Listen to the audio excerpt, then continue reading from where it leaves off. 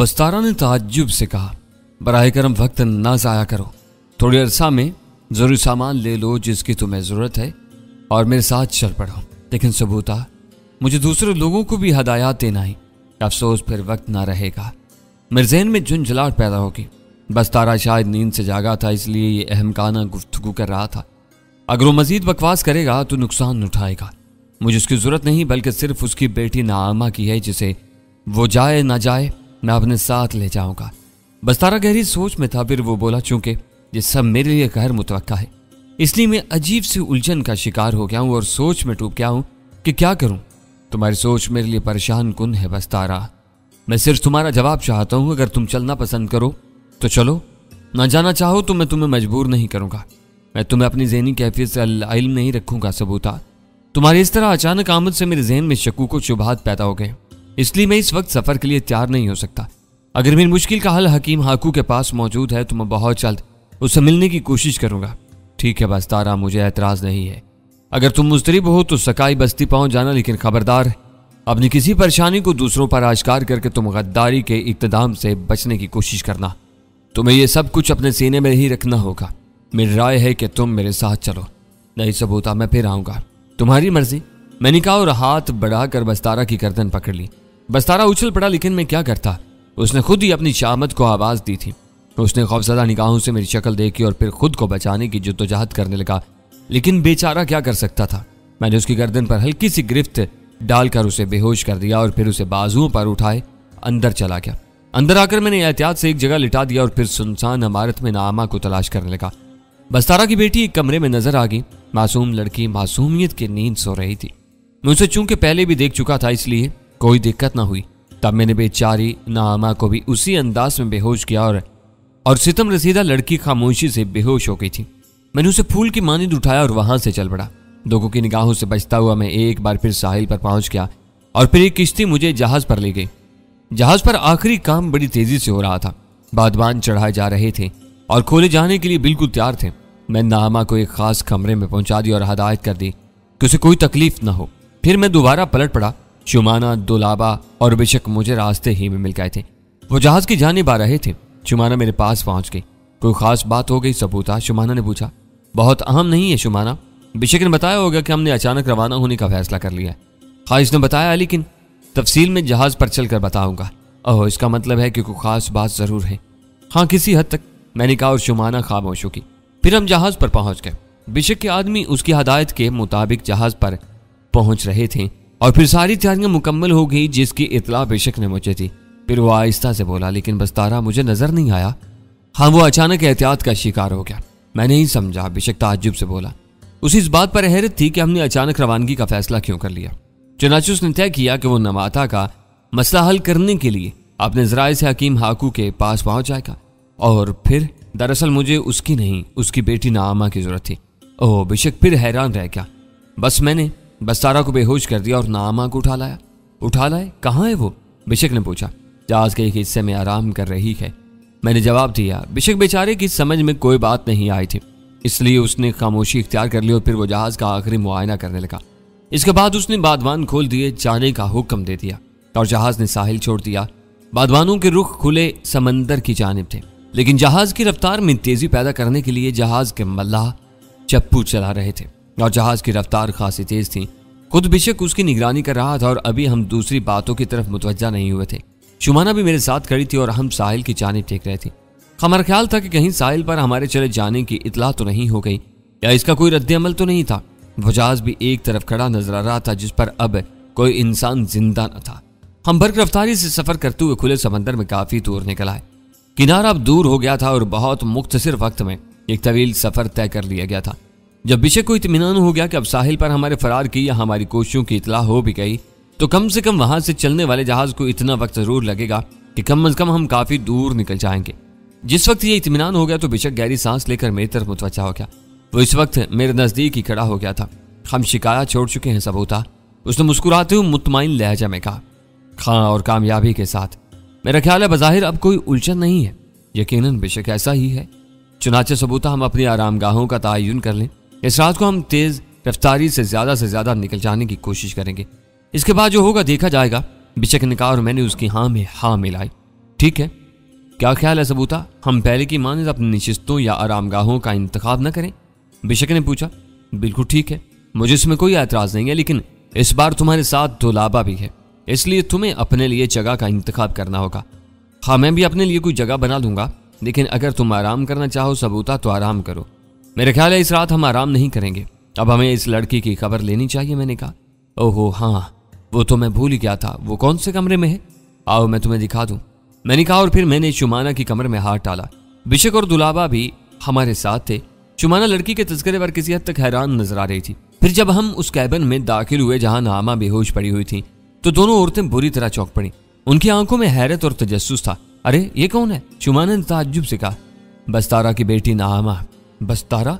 वो जो एक बार हमारे घर आया था? हाँ, लेकिन ये यहाँ कैसे आ गई? इससे लाया गया है। मैंने कहा। कौन लाया है? मैंने जवाब दिया। और शुमाना मुतहय्यराना निगाहों से मुझे देखने लगी, लेकिन उसके बाद उसने कोई सवाल नहीं किया। तब इशक ने दुलाबा से कहा, क्या तुम इस लड़की के पास रहना पसंद करोगी दुलाबा? मेरा मतलब है इस कमरे में। क्यों नहीं, अगर इसकी जरूरत है तो मुझे इसके पास रहने में कोई एतराज नहीं है। दुलाबा ने जवाब दिया। हाँ दुलाबा, इसकी निगरानी करो, यह हमारे लिए बड़ी अहमियत रखती है। ठीक है, मैं तैयार हूँ। हाँ, क्या मैं इसे होश में लाऊं? कोई बात नहीं, इसे सोने दो, ये खुद ब खुद होश में आ जाएगी। फिर मैंने बिशक से पूछा, अब मुझे आराम करने की इजाजत है? मैं ये इजाजत कैसे दे सकता हूँ सबूता, तू मालिक है, तू मुख्तार है। हाँ, अब जहाज में किसी ऐसे निगरानी की जरूरत बाकी नहीं रहेगी जिसके लिए हमें जागना पड़े। मल्लाह अपना काम कर रहे हैं और वो लोग दिन रात यकसा मुस्तद रहते हैं, तो तुम आराम करो, लेकिन दुलाबा के साथ नामा की मौजूदगी तुम्हारे लिए खुशगवार ना होगी। इसका बंदोबस्त भी मैं कर लूंगा, बिशक ने कहा, और दुलाबा की आंखें झुक गईं। शुमाना किसी हद तक खामोश नजर आई थी, जिसका एहसास मुझे अपने कमरे में पहुंच कर हुआ। एक लम्हे के लिए मैंने सोचा और फिर अंदाजा कर लिया कि शुमाना की संजीदगी की वजह क्या हो सकती है। मेरे होठों पर मुस्कुराहट फैल गई। इस हसीन लड़की की गलतफहमी दूर करना जरूरी था, क्योंकि ये मेरी जिंदगी की साथी थी और मुझे इससे काफी प्यार था। सो मैंने नहायत मोहब्बत से शुमाना को उठाकर बिस्तर पर लिटा दिया और फिर खुद भी उस पर चुप गया। नींद आ रही है शुमाना? मैंने पूछा। नहीं। थकन महसूस कर रही हो? मैं कभी नहीं थकती सबूता, शुमाना ने फीकी मुस्कुराहट से जवाब दिया। फिर तुम्हारे अंदाज में खामोशी क्यों है? मैं तुझसे मुखलिस सबूता, इसलिए अपने दिल में कोई ऐसी बात न रखूंगी जो मुझे तुझसे बदजन करे। बेहतर यही है कि मैं इस बारे में तुझसे पूछ लूं। हाँ शुमाना, बेहतर यही होता है। तो फिर मुझे ये बता कि ये लड़की कौन है और तू इसे क्यों लाया है? ये लड़की? मैंने गहरी सांस लेकर कहा। शुमाना, तुम्हें इल्म है ना तो मैं हकीम हाकू का गुलाम हूं और ना ही फोमा का। फोमा पर तो मैं एहसान कर चुका हूं, उसकी जिंदगी बचाने में मैंने बहुत नुमाया किरदार अदा किया है और अज़राहे हमदर्दी ही मैं उसकी मदद करने पर आमादा हुआ हूं, वरना कोई ताकत मुझे ऐसा करने पर मजबूर नहीं कर सकती थी। ऐसी हालत में तुम खुद सोच सकती हो कि मुझे फोमा या किसी और के अहकामात की क्या परवाह हो सकती है। मैं अपनी मर्जी का मालिक हूं। ताहम जब मैंने फोमा के लिए हमदर्दी से काम करने का फैसला किया तो मैंने सोचा कि उसके साथ हर किस्म का ताउन किया जाए। चुनांचे उसकी चंद बातें ऐसी हैं जिनके बारे में ख्याल है कि किसी को उसके बारे में न बताया जाए। मैंने अभी तक तुम्हें सिर्फ इसलिए नहीं बताया था, वरना तुम यकीन करो कि तुम्हारी हैसियत फोमा, हाकू और उस बस्ती के तमाम लोगों से अफसल है। मैं तुम्हें जिस कदर चाह सकता हूं किसी और को नहीं। मैंने सिर्फ फोमा से हमदर्दी और ताउन की वजह से तुम्हें कुछ बातों से बेखबर रखा, लेकिन इसका मतलब ये नहीं है कि मैं तुमसे हकीकत छुपाना चाहता था। तेरी चाहत मेरे लिए सबसे बड़ा मकाम रखती है, बाकी बातें तो बात की हैं। मैं ये बात बहुत अच्छी तरह जानती हूँ सबूता, लेकिन क्या इन बातों का ताल्लुक मेरी सवाल से है? बहुत गहरा ताल्लुक है शुमाना, और अब मैं तुमसे कुछ छुपाना पसंद भी नहीं करता। सुनो, हमने इतना तवील सफर सिर्फ नामा के लिए तय किया है। शिकाया बस्ती का सफर? हाँ, लेकिन तुमने तो कहा था कि तुम फोमा के किसी काम के लिए इस बस्ती में आए हो। क्या तुमने गलत कहा था? हाँ शुमाना, फोमा का काम यही था। उसने ही नामा को तलब किया है जिसके लिए हमने इस बस्ती का सफर तय किया। फोमा ने? क्यों? नामा इसकी महबूबा है। फोमा उसे बेहद चाहता है, लेकिन इसके ज़हन में एक गलतफहमी है। इसका ख्याल है कि खुद नामा ने इसे जहर दिया था और इसी की वजह से इसकी मौत वाक़ई हुई। ओह, शुमाना की आंखों में तहय्युर के नकूश मुंजमद हो गए थे। अजीब कहानी, अजीबो गरीब, शुमाना ने कहा। हाँ शुमाना, लेकिन फिर फोमा ने उसे तलब क्यों किया है? शुमाना, फोमा मेरा भी राजदार है। उसे ये इल्म था कि मैं तुम्हें चाहता था, तुमसे मोहब्बत करता था। उसने मुझसे कहा कि अगर मेरी मोहब्बत कामयाब होगी तो फिर मैं कोशिश करके नामा को उससे मिला दूं। ओह, फोमा उसे इतना चाहता है। हाँ, ये उसकी महबूबा है, लेकिन तुम तो बता रहे हो कि उसने फोमा को जहर दिया था। ये बात मशकूक है शुमाना। फोमा यही बात मालूम करना चाहता है कि इसकी मौत में नामा का हाथ था भी या नहीं, और अगर नामा ही ने उसे कत्ल करने की कोशिश की थी तो फिर फोमा की मोहब्बत में फर्क आएगा। लेकिन बात चूंकि मशकूक है इसलिए फोमा उससे इस कत्ल के बारे में पूछकर फैसला कर लेना चाहता है। तो क्या इस लड़की को मालूम है कि फोमा जिंदा है? नहीं, इसे कुछ मालूम नहीं। फिर ये हमारे साथ क्यों जा रही है? मैंने कहा ना, मैं इसे ले जा रहा हूं, मैं इसे अगवा करके लाया हूं और इस वक्त ये बेहोश है। बड़ी हैरत अंगेज बात है सबूता, मेरी समझ में तो कुछ नहीं आ रहा। नहीं, ना समझने की कोई बात नहीं है, बस तुम ये समझ लो कि फोमा उसे चाहता है और उसने ही इससे बुलाया है। वो मालूम करना चाहता है कि क्या नामा जरूर लोगों का शिकार हो गई है। क्या इसने इन लोगों के साथ मिलकर फोमा के खिलाफ कोई साजिश की थी? और अगर नहीं की थी तो फोमा सिर्फ गलतफहमी का शिकार है, तो फोमा उसे दोबारा सीने से लगा लेगा। लेकिन इसके बाप ने इसे ले जाने की इजाजत कैसे दे दी? बस्तारा पहले खुद भी हमारे साथ चलने को तैयार था, लेकिन इस वक्त जब मैं उसके पास गया और मैंने बताया कि हम रवानगी के लिए तैयार हैं, तो वो मुश्तबा हो गया और वो समझा कि हम इससे फरेब कर रहे हैं और इसीलिए वो हमारे साथ नहीं आया। फिर क्या हुआ? बस मैंने उसे भी बेहोश कर दिया और नामा को भी बेहोश करके अपने साथ ले आया। अब फोमा जाने और उसका काम। ओह, शुमाना ने गहरी सांस ली। तुम वाकई अजीब हो, बेहद अनोखे सबूता। लेकिन क्या इस लड़की ने फोमा को कत्ल करने की कोशिश की होगी? शमाना ये अपना जहनी तवाज़ुन खो बैठी है। ये जमीन को रेत रही थी और इसमें से चांद तलाश कर रही थी और उसका जहनी तवाज़ुन इसी वक्त खराब हुआ जब फोमा की मौत की खबर सबको हुई। ओहो, इसका मतलब है कि इसकी मौत में इसका कोई हाथ नहीं है। अगर ये इसे इतना ही चाहती है तो इसे जहर क्यों दी थी? यकीनन, और मुझे यकीन है कि फोमा की गलत फहमी दूर हो जाएगी। ओह, तब तो ये लड़की हमारे लिए काबिल एहतराम है। खा मैं तुमसे यही कहने वाला था कि इसका ख्याल रखना, इसे कोई तकलीफ ना होने देना। ये तुम्हारे मुकद्दस और अजीम फोमा की महबूबा है और हम इसकी अमानत को लिए जा रहे हैं, जिसकी हिफाजत तुम्हारा फर्ज है। शुमाना, मैंने कहा, मैं फोमा की अमानत की हिफाजत करूंगी और मैं तुमसे शर्मिंदा भी हूं। दरअसल मेरे ज़हन में एक अजीब सा ख्याल आया था सबूता।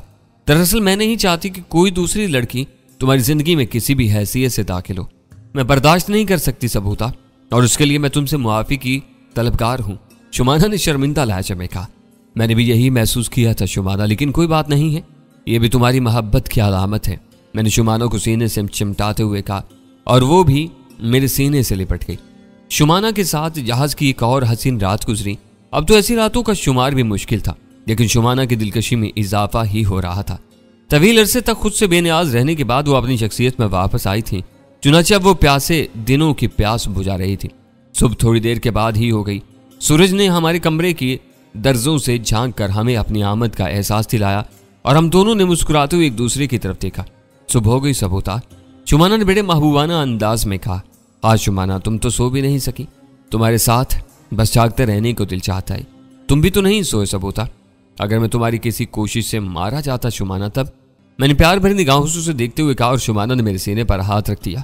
तब जिस वक्त भी तुम्हारी मोहब्बत मेरे जहन में उबर थी, मैं तुम्हारे पास पहुंच जाती।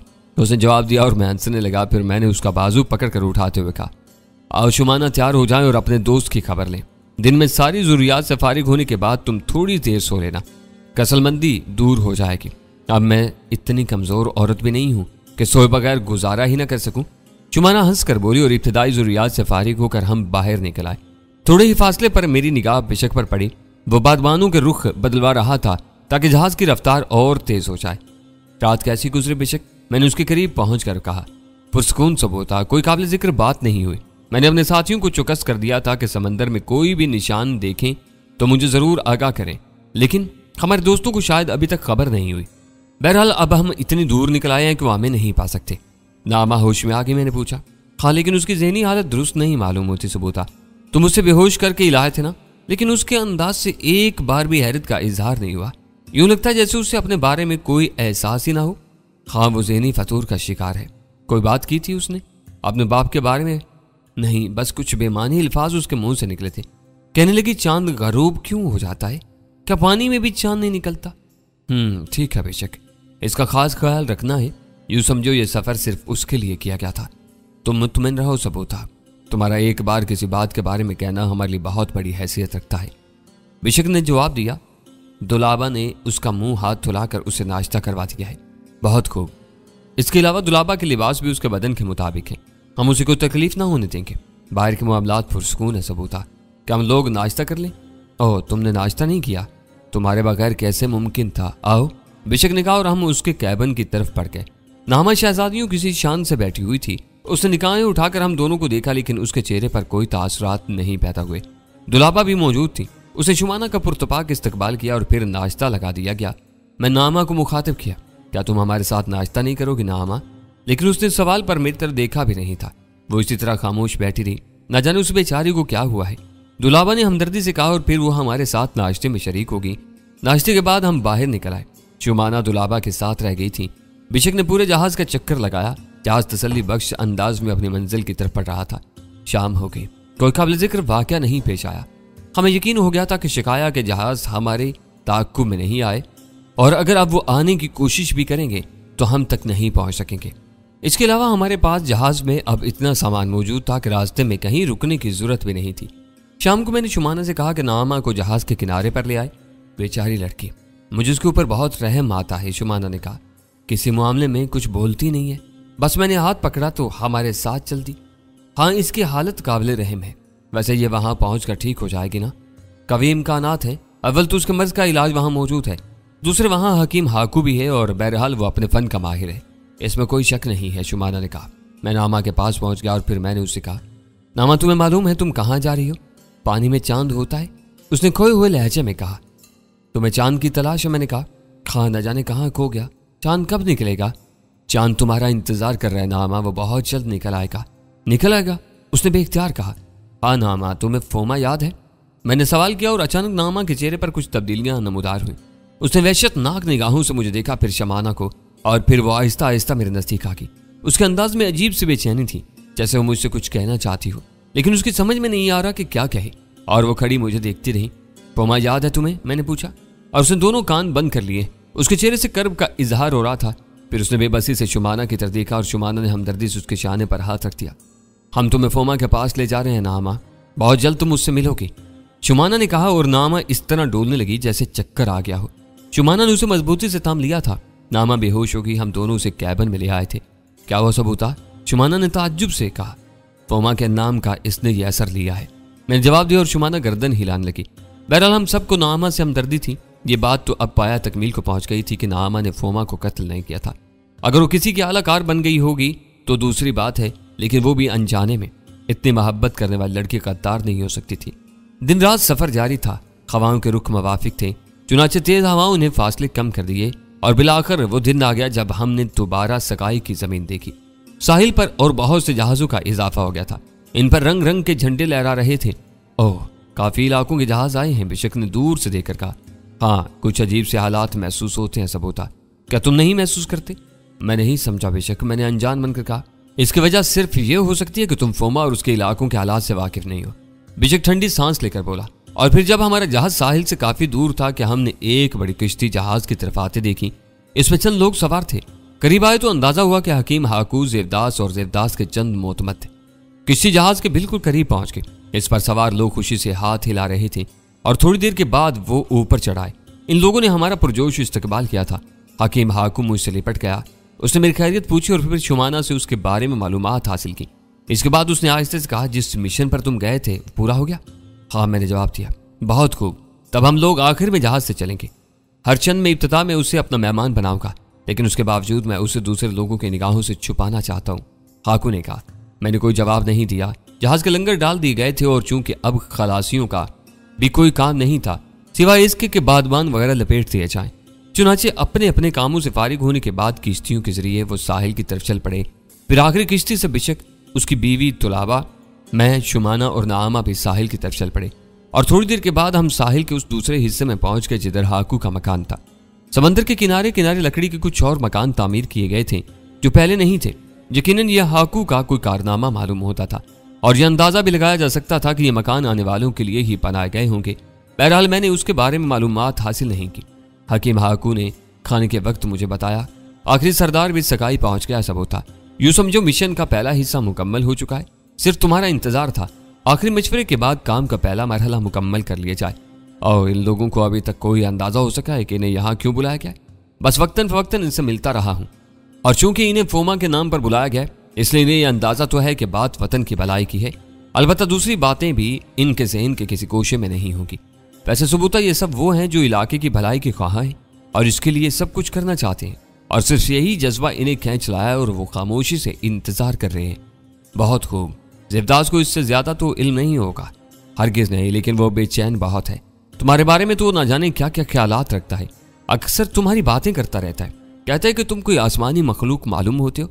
और फिर दबी जुबान में ये भी कह उठता था, फोमा को कोई तकलीफ ना हो रही हो, वो किसी चीज का जरूरतमंद ना हो। मेरे होंठों पर मुस्कुराहट आ गई। हाँ, फोमा इस सिलसिले में वाकई खुश नसीब है।